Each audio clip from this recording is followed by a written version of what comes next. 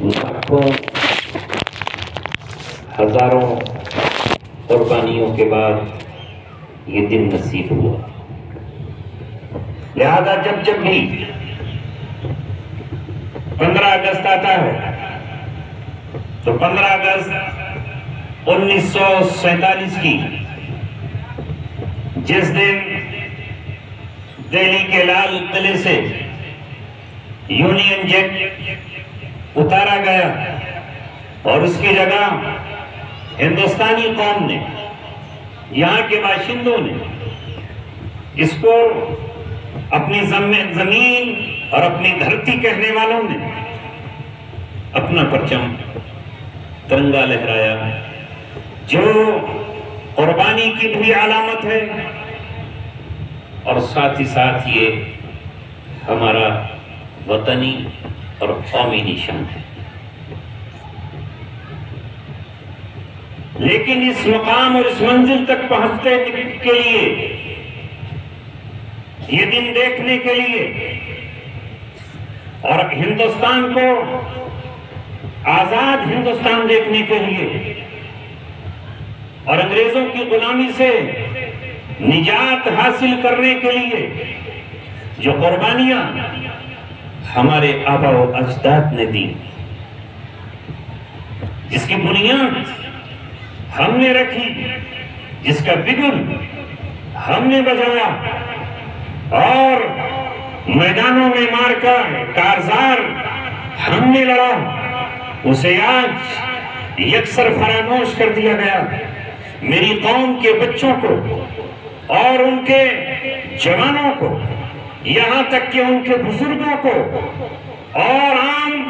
لوگوں کو یہ معلوم ہی نہیں ہے کہ اس کی آزادی میں ہمارا کیا رول تھا، ہم نے کیا قربانیاں دی ہیں۔ اسی پیغام کو سنانے کے لیے اور اس بات کو آپ تک پہنچانے کے لیے کہ اگر کوئی اپنی قربانیوں پر ناز کرتا ہے تو ہم وہ قوم نہیں ہیں کہ ان کی قربانیوں کا احترام نہ کریں اور انہیں فراموش کر دیں اور تاریخ سے ان کا نام مٹانے کی کوشش کریں۔ ہم اس ملک کے لیے، اس کی آزادی کے لیے، یہاں انگریزوں کے ظلم و ستم سے نجات حاصل کرنے کے لیے جس نے بھی لہو کا قطرہ بہایا ہے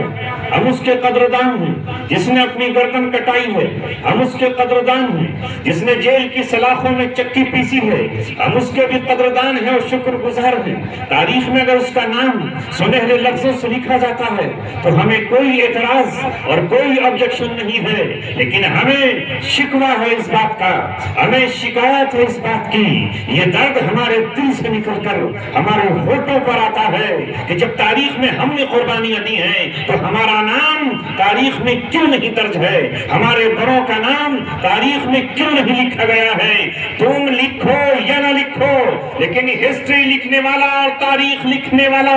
جب بھی قلم اٹھائے گا اور جب اتہاس کار کوئی تاریخ لکھے گا اور جب کوئی بھی اس ملک کی تاریخ آزادی اور تاریخ غلامی کو لکھے گا تو ہندوستان کی آزادی مکمل نہیں ہوگی جب تک اس میں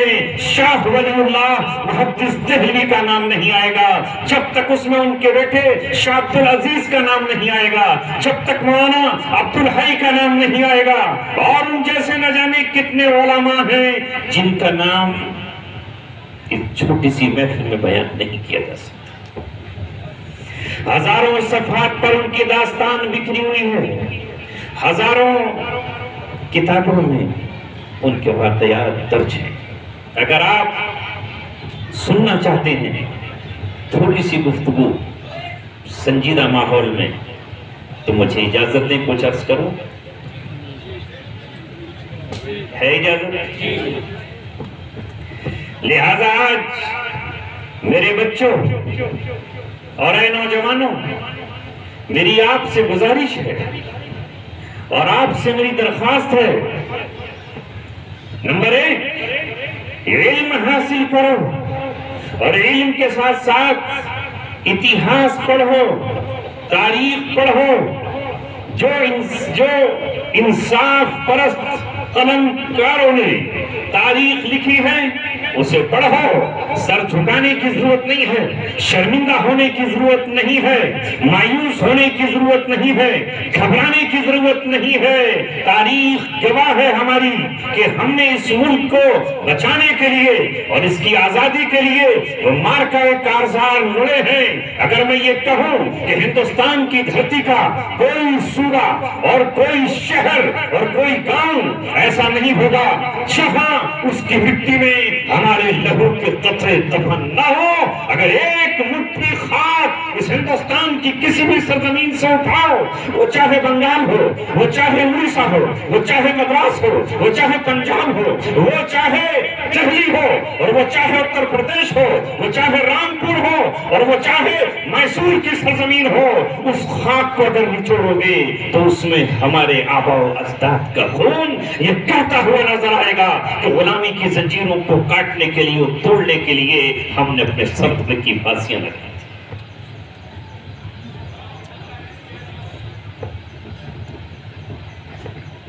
یہ الگ بات ہے